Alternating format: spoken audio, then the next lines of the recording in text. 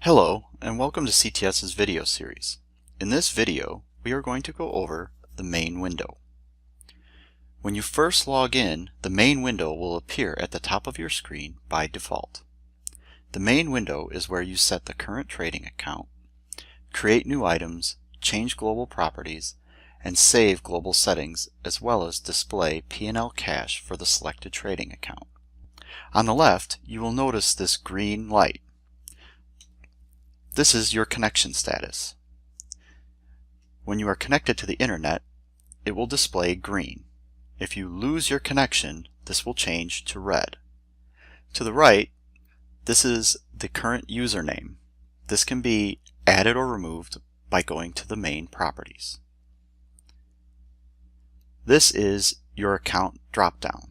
This is where you can go to choose between the different accounts your user has access to.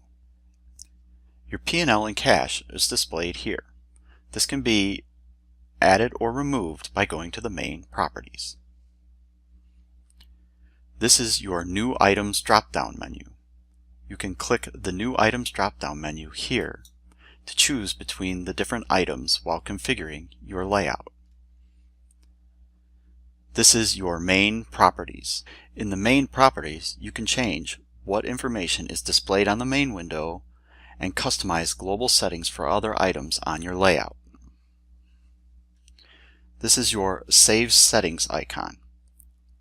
This is how you would save your settings. By clicking this, it will bring up a menu that says Save Settings, and your settings were saved to the server. When you click this, it is now saved, and the next time you log in, your layout will be exactly how you left it.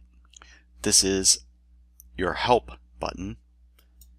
You can click this to display useful information such as contact information for your firm, as well as the version number. This is helpful when checking to see if there is a new version available. And you can easily access our user guide here. To close the platform, simply click this X here and it will close the entire platform. This is your status bar. This will display any information that comes from the exchange or your firm administrator. It will also have a timestamp next to it to let you know when the message was sent.